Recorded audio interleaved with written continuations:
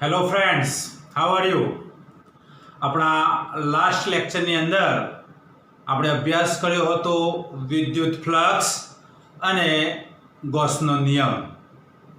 વિદ્યુત ફ્લક્સ જે તમે જોયું હતું કે ફ્લક્સ ફાઈ, જેનો સિમ્બોલ છે ફાઈ, વિદ્યુત ક્ષેત્ર E અને ક્ષેત્રફળ સદિશ એ વચ્ચેનો સંબંધ ફાઈ બરાબર E ડોટ A, એટલે કે EA cos થીટા.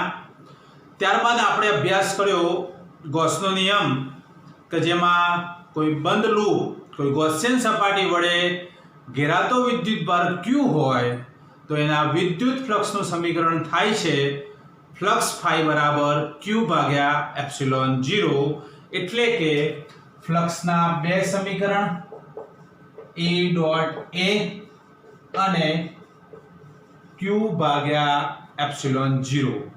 આ બે સમીકરણો આપણે લાસ્ટ લેક્ચરમાં જોયા હતા. તો આજે એ ગોસનો નિયમ છે, એ ગોસના નિયમના ઉપયોગો, એની એપ્લિકેશનની આપણે ચર્ચા કરી રહ્યા છીએ. જ્યારે બિંદુવત વિદ્યુતભાર હોય તો બિંદુવત વિદ્યુતભારનું વિદ્યુત ક્ષેત્ર E બરાબર કે Q upon R સ્ક્વેર વડે આપી શકાય, બધા જ જાણો છો. સતત વિતરણ હોય તો Q બરાબર લેમ્બડા ઇન્ટુ L અથવા સિગ્મા ઇન્ટુ A અથવા રો ઇન્ટુ V મૂકીને પણ આપણે વિદ્યુત ક્ષેત્ર શોધી શકીએ છીએ. નાના નાના ખંડોમાં વહેંચીને ત્યારબાદ સૂક્ષ્મ વિદ્યુત ક્ષેત્ર શોધી છેલ્લે એનો સરવાળો અથવા સતત હોય તો સંકલન કરીને પણ આપણે વિદ્યુત ક્ષેત્ર શોધી શકાય છે.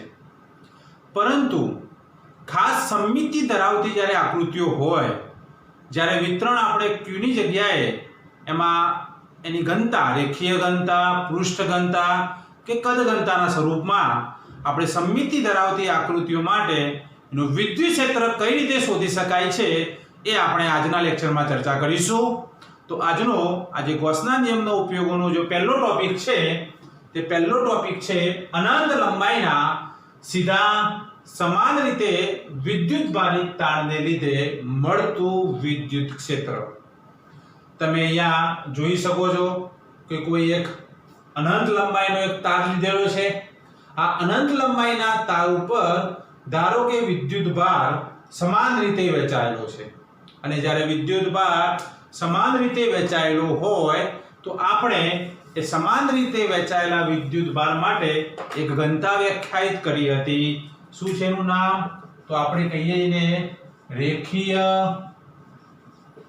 વિદ્યુતભાર ઘનતા લેમ્બડા. બધા જ જાણો છો કે ધારો કે આ તાણની રેખીય વિદ્યુતભાર ઘનતા લેમ્બડા છે. સૂત્ર શું થશે લેમ્બડાનું? તો કે લેમ્બડા ઇઝ ઇક્વલ ટુ વિદ્યુતભાર, અને ધારો કે લંબાઈ આપણે L વ્યાખ્યાયિત કરીએ, એક યાદચ્છિક લંબાઈ લઈશું, તો રેખીય ઘનતા વિદ્યુતભાર ઘનતા લેમ્બડા બરાબર Q ભાગ્યા L થાય. હવે અહીં આકૃતિની ચર્ચા કરી લઈએ. આ એક યાદચ્છિક તાર લીધેલો છે, તેના ઉપર સતત વિદ્યુતભાર, ધન વિદ્યુતભાર વિતરિત થયેલો છે. આની ઘનતા લેમ્બડા છે. તારથી એક R જેટલા અંતરે આપણે એટલે કે O થી લઈને P બિંદુ સુધીનો R ત્રિજ્યાનું એક વર્તુળ દોરીશું. એક ભાગ કે જ્યાં આ P બિંદુ આગળ આપણે વિદ્યુત ક્ષેત્ર શોધવાનું છે. આ બિંદુ આગળ તાણને લીધે મળતું વિદ્યુત ક્ષેત્ર, એટલે કે આ વિદ્યુતભારો વિદ્યુત ક્ષેત્ર આ દિશામાં ઉત્પન્ન કરશે, નીચેવાળા આ દિશામાં, અને પરિણામી વિદ્યુત ક્ષેત્ર કઈ રીતે શોધી શકાય એની આપણે ચર્ચા કરવાના છીએ. તો જેવી રીતે O થી R અંતરે P બિંદુ મળે છે, તે જ રીતે બધી જ બાજુ P dash, P double dash એવા બધા જ બિંદુઓ મળશે જેનું O થી અંતર સમાન થશે. સાથે સાથે અંતર સમાન થવાથી અને ઘનતા સમાન થવાથી આ બધા જ બિંદુ આગળનું વિદ્યુત ક્ષેત્ર પણ કેવું રહેશે? સમાન જ રહેશે. એટલે કે તાર હોય, માનો કે આ તાર છે, તો તારથી R અંતરે આજુબાજુ બધી જ જગ્યાએ એનું વિદ્યુત ક્ષેત્ર સમાન હોય છે. તો અહીં એની એક આકૃતિ નીચે જે દોરી, આ નળાકાર જે છે એ આદર્શિક કાલ્પનિક નળાકાર છે. અનંત લંબાઈનો તાર, એમાં આપણે L લંબાઈનો તાર વ્યાખ્યાયિત કરીને એક એને ગાઉસિયન સપાટી એટલે કે ગૌસિયન સપાટી વ્યાખ્યાયિત કરીએ બંધ સપાટી, તો આ L સપાટીનો નળાકાર લઈએ એટલે કે L લંબાઈનો નળાકાર, તેના તારથી r અંતરે આવેલા બિંદુ P આગળ વિદ્યુત ક્ષેત્ર શોધવું છે. તો આપણે જાણીએ છીએ કે ભાઈ નળાકાર સાથે સંકળાયેલ ફ્લક્સ, તો નળાકાર સાથે સંકળાયેલું ફ્લક્સ E.A અનુસાર અહીં માત્ર ને માત્ર આ જે સમતલ સપાટી જે છે એટલે કે આની લંબ સપાટી ત્યાં જ વિદ્યુત ક્ષેત્ર મળશે. આ ઉપરની નીચેની ઉપરની બે સપાટી એને અહીંયા A અને E વચ્ચેનો કોણ 90 થવાથી ત્યાં મળશે નહીં. માત્ર આ સપાટી આગળ આપણને વિદ્યુત ક્ષેત્ર એટલે કે વક્ર સપાટી આગળ આપણને વિદ્યુત ક્ષેત્ર E મળે છે. તો એનું ફ્લક્સ phi બરાબર E અને ક્ષેત્રફળ A એટલે કે થીટા બરાબર બંને વચ્ચેનો શૂન્ય થવાના લીધે EA cos થીટા cos 0 બરાબર 1 EA. ચલો A લંબાઈનો નળાકાર હોય, R ત્રિજ્યા હોય તો નળાકારનું ક્ષેત્રફળ શું થશે? 2 pi RL. ફ્લક્સ સમીકરણ નંબર 1. તથા ગૌસના નિયમ અનુસાર આટલા ભાગમાં સમાયેલો વિદ્યુતભાર, ગૌસના નિયમ અનુસાર આટલા ભાગમાં સમાયેલો વિદ્યુતભાર એટલે કે ફ્લક્સ બરાબર q ભાગ્યા એપ્સિલોન 0, પરંતુ q જાણતા નથી. q ની જગ્યાએ આપણે શું જાણીએ છીએ? લેમ્બડા, એટલે કે q ની જગ્યાએ લેમ્બડા * l મૂકતા લેમ્બડા l upon એપ્સિલોન 0. ફ્લક્સના બે સમીકરણો મળ્યા આપણને, એક નળાકાર સાથે સંકળાયેલા ફ્લક્સનું એટલે વિદ્યુત ક્ષેત્રના સ્વરૂપમાં અને એના દ્વારા ઘેરાયેલા વિદ્યુત ભારના સ્વરૂપમાં. તો સમીકરણ આપણે અહીંયા 1 બરાબર સમીકરણ 2 લેતા સમીકરણની કિંમતો અહીંયા મૂકીશું આપણે. E * 2 pi RL બરાબર લેમ્બડા l ભાગ્યા એપ્સિલોન 0. બંને બાજુથી l કેન્સલ, તો E ને કરતા બનાવતા લેમ્બડા 2 pi સામે જતા 2 pi એપ્સિલોન 0 r. આ મળ્યું આપણને વિદ્યુત ક્ષેત્રનું સમીકરણ. જો સદિશ સ્વરૂપે લખવા જઈશું તો સદિશ સ્વરૂપે આપણે એને એકમ સદિશ વ્યાખ્યાયિત કરવો પડશે, એટલે કે સદિશ સ્વરૂપે સદિશ E બરાબર લેમ્બડા ભાગ્યા 2 pi epsilon 0 r r caret અથવા કોઈ આપણે n કેરેટ લઈ લઈએ, જ્યાં n કેરેટ એ તારથી r જેટલા અંતરે ટૂંકમાં અહીંયા જે p બિંદુ છે તે સમતલને લંબ એને બહારની તરફની દિશા બતાવે. જો વિદ્યુતભાર ધન હોય તો દિશા બહાર તરફ, એટલે કે લેમ્બડા ધન હોય તો બહારની તરફની દિશા આવશે, લેમ્બડા ઋણ હશે તો દિશા અંદરની આવશે. આમ આ વિદ્યુત ક્ષેત્રનું સમીકરણ આ થયું. પરંતુ ઘણી બધી વખત આપણે k ના રૂપમાં પણ આનું સમીકરણ યાદ રાખવું પડશે. તો k લાવવો હોય, k એટલે કે 1/4 pi એપ્સિલોન 0, તો ઉપર નીચે બે વડે આપણે ગુણતા E બરાબર 2 લેમ્બડા ભાગ્યા 4 pi એપ્સિલોન 0 r. તો 1/4 pi એપ્સિલોન 0 બરાબર k.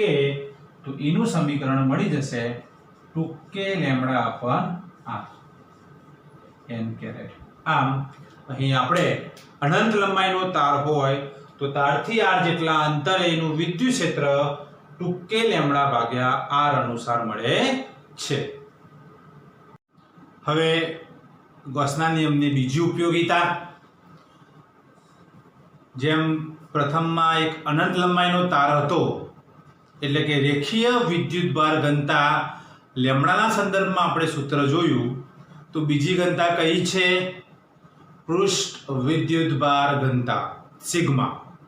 પૃષ્ઠ એટલે કોઈ સમતલની જ્યારે ઉપર વિદ્યુતભાર સમાન રીતે વહેંચાયેલો હોય, આકૃતિમાં તમે જોઈ શકો છો કે કોઈ એક આ સમતલ છે, કોઈ શીટ છે, અને આ શીટ ઉપર એક વિદ્યુતભાર પૃષ્ઠ ઘનતા સિગ્મા છે. સમાન રીતે માનો કે ધન વિદ્યુતભાર સમગ્ર સમતલ પર વહેંચાયેલો છે.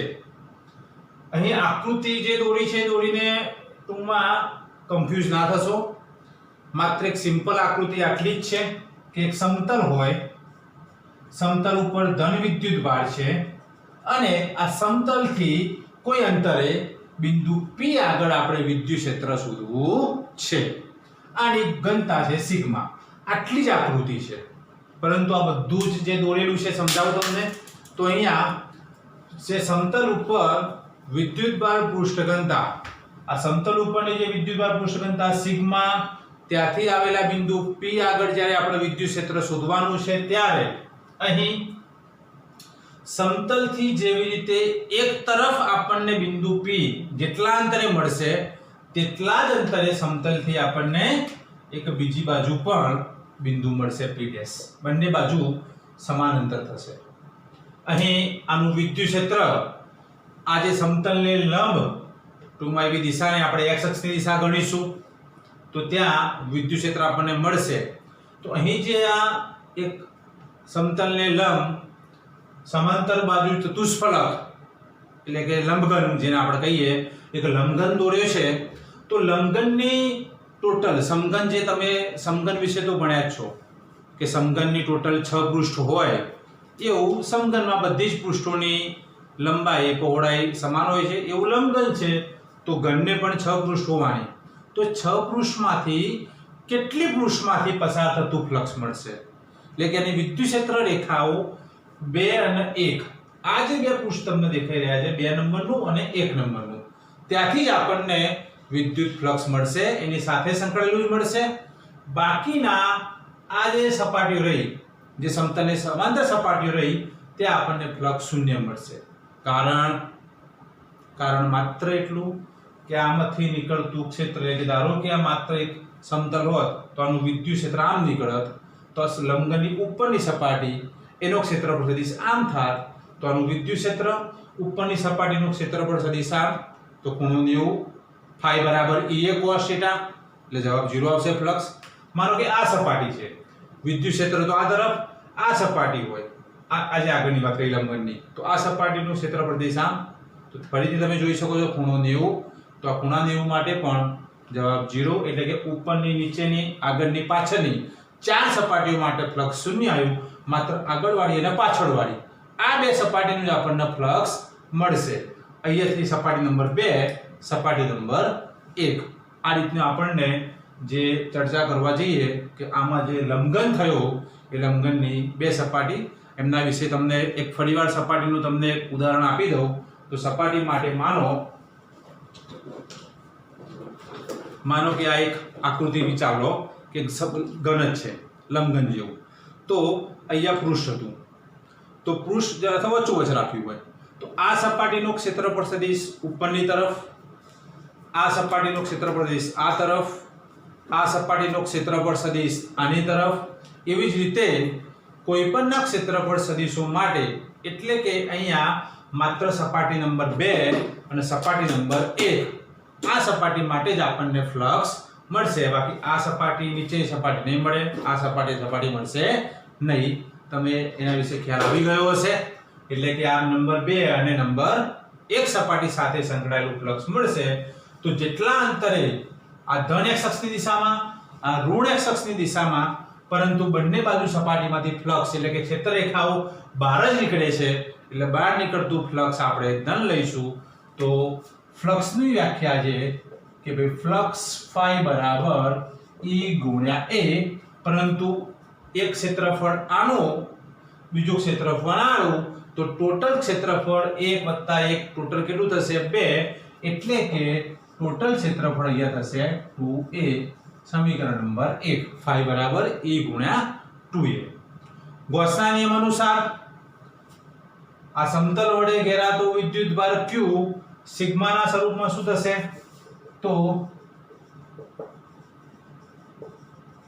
ગૌસના નિયમ અનુસાર phi બરાબર Q ભાગ્યા એપ્સિલોન 0, એટલે કે સિગ્મા A ભાગ્યા એપ્સિલોન 0. સમીકરણ નંબર 2, બંને સમીકરણો સરખાવતા સમીકરણ 1 બરાબર 2, E ગુણ્યા 2A બરાબર સિગ્મા A અપન એપ્સિલોન 0. બંને બાજુથી A કેન્સલ થશે. E ના કરતા બનાવતા સિગ્મા ભાગ્યા 2 એપ્સિલોન 0 એક વિદ્યુતભાર પૃષ્ઠ ઘનતા સિગ્માના સ્વરૂપમાં એક સમાંતર એટલે કે અવાહક સમતલ હોય તો તેનું વિદ્યુત ક્ષેત્ર આપણને આ સ્વરૂપમાં મળશે અને સદિશ સ્વરૂપે જ્યારે દિશા લેવા જઈશું તો આપણે કોઈ દિશા n કેરેટ આપી દઈશું જ્યાં n કેરેટ એ તેના સમતલથી લંબ એવા અહીંયા સપાટીમાંથી બહાર નીકળતી દિશા છે ધન હશે તો દિશા બહારની તરફ અને સિગ્મા ઋણ હશે તો દિશા અંદરની તરફ લેવાની થશે સૂત્ર ઉપર તમે નજર કરશો તો તમને દેખાય છે અંતર પર આધારિત નથી આનું વિદ્યુત ક્ષેત્ર અંતર પર આધારિત નથી એટલે કે સમઘન આટલો સુધી લીધો હોત લંબઘન કે આટલો લીધો હોત તો એના વિદ્યુત ક્ષેત્રમાં આપણને ફરક પડતો નથી એટલે E બરાબર સિગ્મા અપાન 2 એપ્સિલોન 0 તો આમાં અલગ અલગ સમતલ જેમ કે એક જ સમતલ લીધું તો અલગ અલગ સમતલો હોય સિગ્મા 1 સિગ્મા 2 પૃષ્ઠ ઘનતા હોય અને કોઈ બિંદુ આગળ શોધવાનું કોઈ હોય તો કઈ રીતે મળશે એક એની ચર્ચા કરી લઈએ આપણે બુકની અંદર આ ટૂંકમાં એક બેઝિક થિયરીની આપણે ચર્ચા કરીશ પરંતુ MCQs ની અંદર દાખલાની અંદર ઘણી બધી વખત અલગ અલગ કિસ્સા પૂછાતા હોય છે તો એક એના માટેની જ્યારે આપણે ચર્ચા કરીએ તો એ પણ જોઈ લઈએ એ જોયા પહેલા ફરી એકવાર થિયરી સિમ્પલ એક રિવિઝન તમને સમજાવી દઉં એક પૃષ્ઠ ઘનતા સિગ્મા ધરાવતું સમતલ હતું તેની આ બે સપાટી બાજુ ક્ષેત્રફળ a એટલે કે કુલ ક્ષેત્રફળ થયું 2a અને q ની જગ્યાએ સિગ્મા એ લખ્યું સમીકરણો સરખાવ્યા તો એનું સમીકરણ મળ્યું સિગ્મા અપન 2 એપ્સિલોન 0 અને એની દિશા લીધી આપણે એને લંબ બહારની તરફ આવતી દિશામાં x દિશામાં યાદ રાખશો કે y અને z દિશા જે આપણે વ્યાખ્યાયિત કરીશું ત્યાં આપણને વિદ્યુત ક્ષેત્ર મળતું નથી એને લંબની દિશામાં જ આપણને વિદ્યુત ક્ષેત્ર મળે છે તો આના એક સ્પેશિયલ કેસીસ કે જે આપણે ડબલ કેસીસ માટે એક આપણે ચર્ચા કરી લઈએ એક્સ્ટ્રા ડોઝ ની અંદર કે માનો કે એક સમતલ જેની પૃષ્ઠ ઘનતા સિગ્મા 1 છે અને બીજું સમતલ કે જેની પૃષ્ઠ ઘનતા સિગ્મા 2 છે બંને ધન છે એવું ધારીશું આપણે અહીંયા બિંદુ P Q અને R આ ત્રણ બિંદુ આગળ આપણે વિદ્યુત ક્ષેત્ર શોધવું છે બે સમતલો થયા ચલો ધન વિદ્યુત ભાર હશે તો હમણાં કહ્યું પ્રમાણે ધન વિદ્યુત ભારનું વિદ્યુત ક્ષેત્ર ક્યાં જાય અંદર જાય કે બહાર નીકળે તો કે બહાર નીકળશે તો આના લીધે મળતું વિદ્યુત ક્ષેત્ર આ બિંદુ આગળ E1 બહારની તરફ આના લીધે બહારની તરફ E2 ચલો જેવી રીતે પેલી બાજુ નીકળશે આ બાજુ નીકળશે તો આનું E1 આનું પણ પેલી બાજુ નીકળશે E2 સાથે સમતલ થી નીકળતું વિદ્યુત ક્ષેત્ર જેમ જેમ દૂર જશે તેમ એ દિશા આવશે E1 આની પણ આ તરફ E2 બસ આટલી ખાલી નિશાનીઓ તરફ ધ્યાન આપો બધું જ આવડી જશે કઈ રીતે દોરી ફરીવાર શીખવાડી દઉં તમને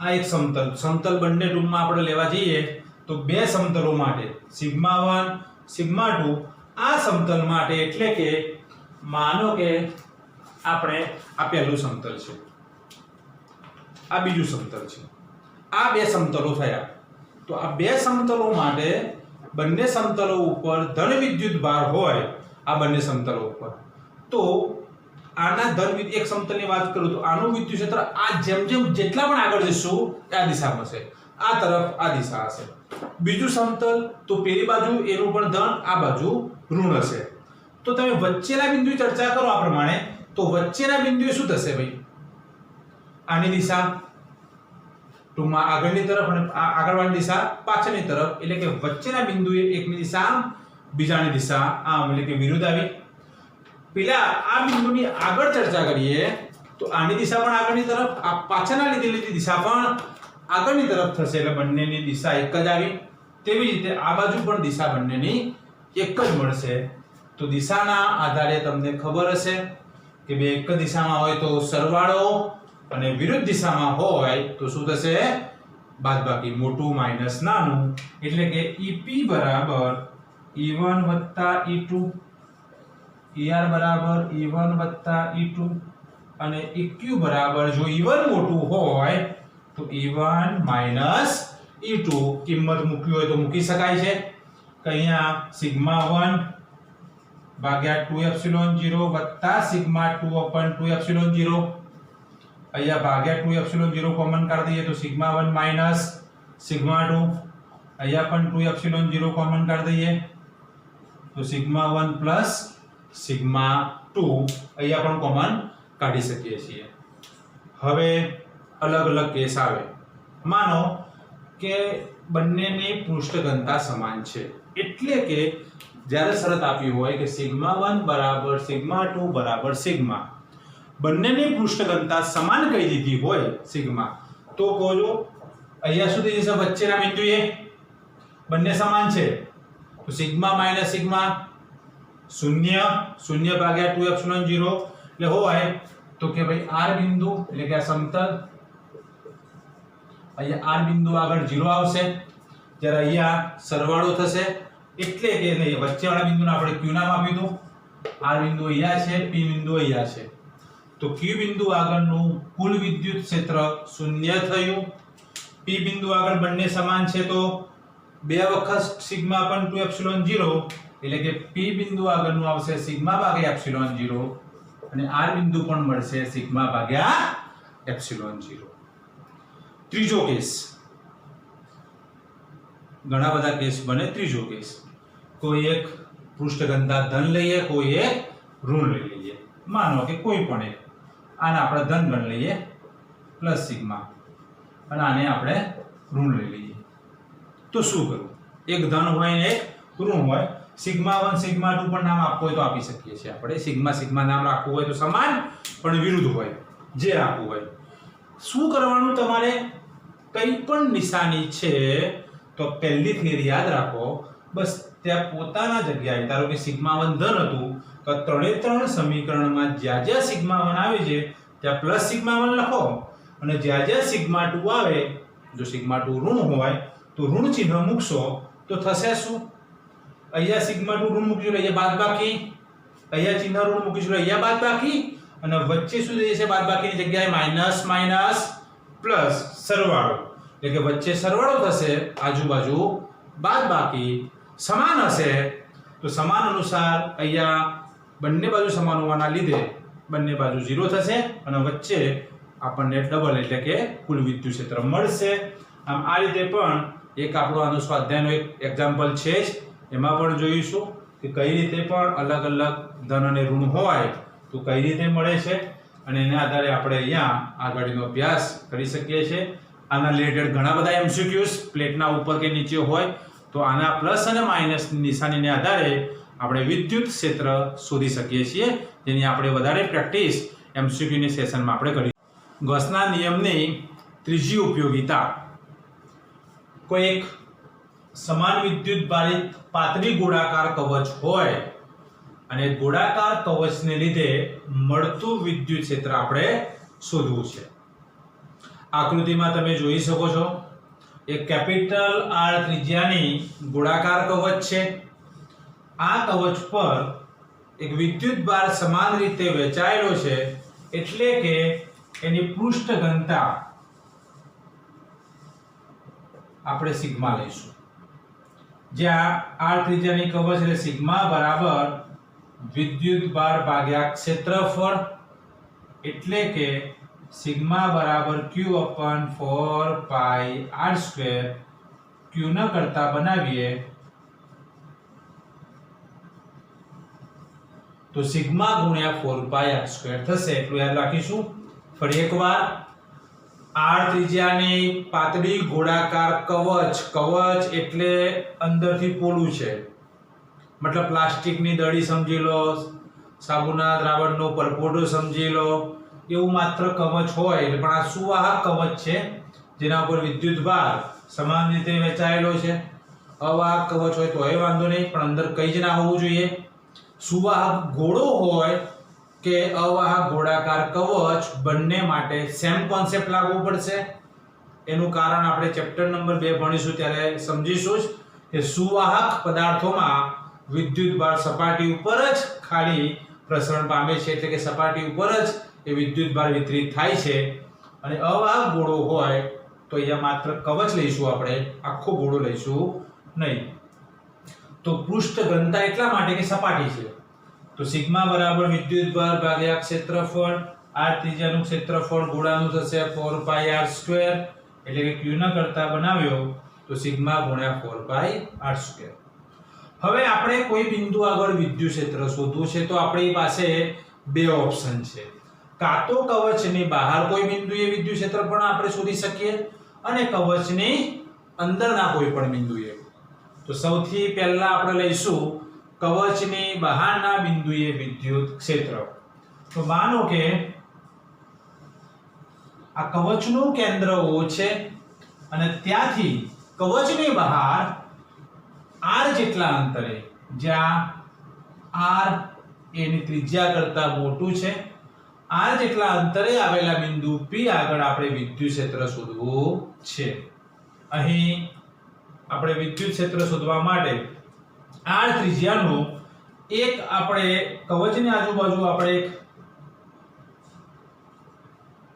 ગોળો દોરીશું તો બધા જ બિંદુ આગળ આપણને વિદ્યુત ક્ષેત્ર સમાન જ મળશે, કારણ કે દરેકે દરેક એના સમતલને લંબની દિશામાં છે.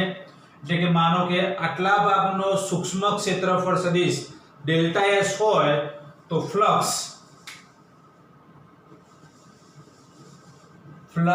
E ડોટ ડેલ્ટા s અનુસાર E ડેલ્ટા s મળશે અને બધા જ બિંદુ આગળનો કુલ સરવાળો કરીશું એટલે કે કુલ ફ્લક્સ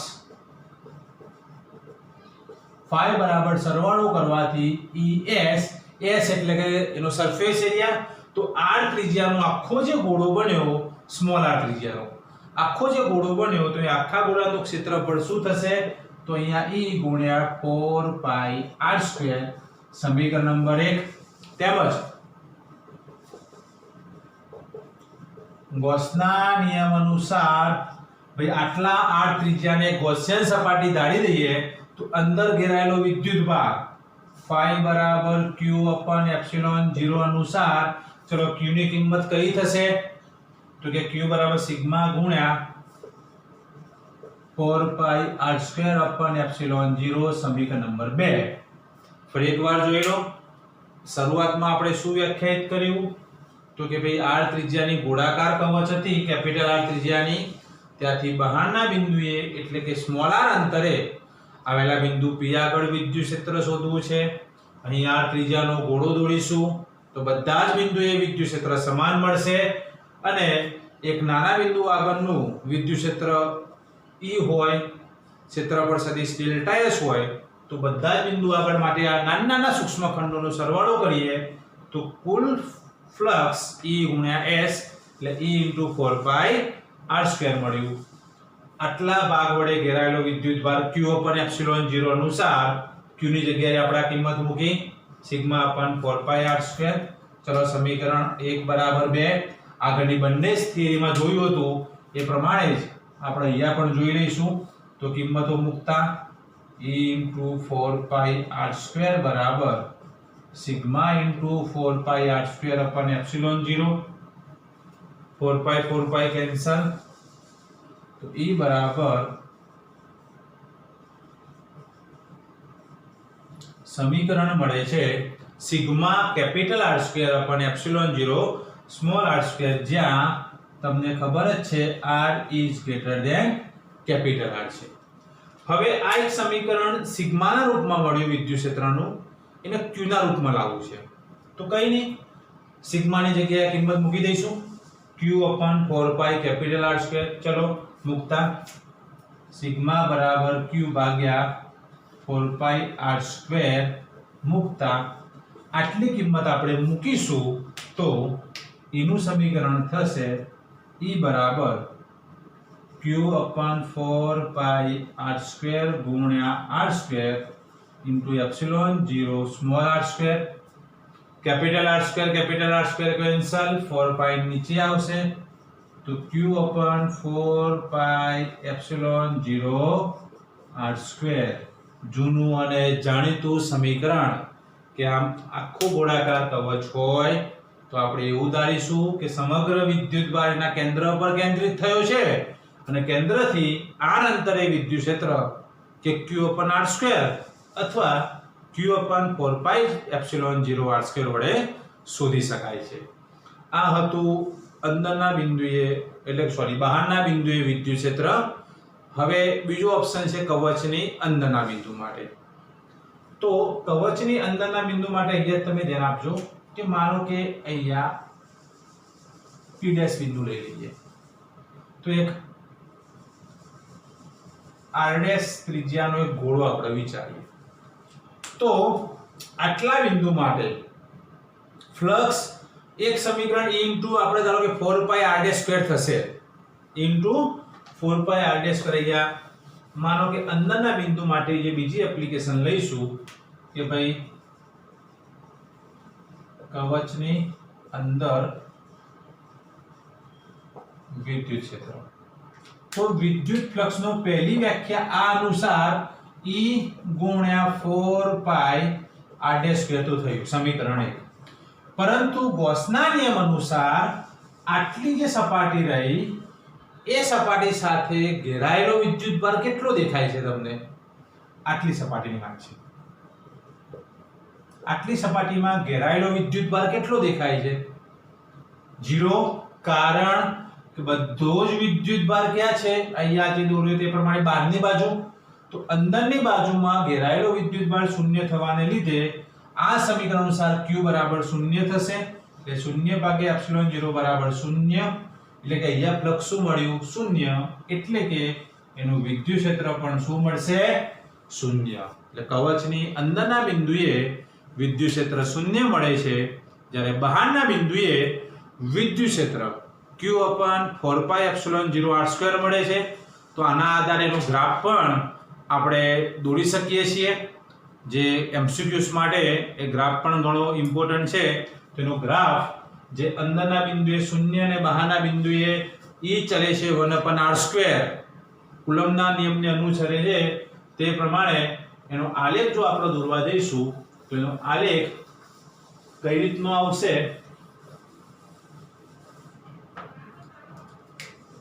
અહીંયા E વર્સિસ જ્યારે આલેખ વિદ્યુત ક્ષેત્ર વર્સિસ અંતરનો આલેખ, માનો કે અહીંયા ત્રિજ્યા r સુધીનું અંતર અહીંયા છે, કે અહીંયા કવચની ત્રિજ્યા છે કેપિટલ R. તો ત્યાં સુધી કવચના સેન્ટર સુધીનો અંદર સુધી ઘેરાયેલો વિદ્યુતભાર અંદરના બિંદુએ 0 હોવાના લીધે વિદ્યુત ક્ષેત્ર 0 થયું. ત્યારબાદ બહારના બિંદુએ E ચલે છે 1/r². અનુસાર અહીંયા બહારના બિંદુએ E નું મૂલ્ય જેમ થોડું અંતર અહીંયા છે તેમ તેમ વિદ્યુત ક્ષેત્રનું મૂલ્ય વધારે છે. અંતર જેમ જેમ દૂર જશે તેમ તેમ એનું મૂલ્ય ઘટતું જશે. એટલે કે કવચની કેન્દ્રથી સપાટી સુધી મૂલ્ય 0. સપાટી ઉપર મહત્તમ, એટલું યાદ રાખજો, આ સપાટી છે, સપાટી ઉપર એનું મૂલ્ય મહત્તમ હશે અને સપાટીથી આગળ જઈશું તેમ તેમ એનું મૂલ્ય ઘટતું જશે. ગુરુત્વાકર્ષણનો જે કોન્સેપ્ટ હતો, ગુરુત્વાકર્ષણમાં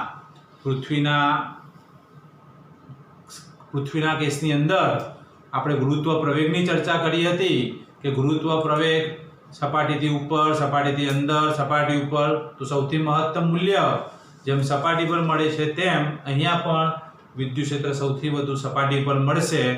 આમ અહીં આપણે આજે વિદ્યુત ક્ષેત્ર ગૌસના નિયમની ઉપયોગિતામાં 3 ઉપયોગિતા વિશે આપણે અભ્યાસ કર્યો.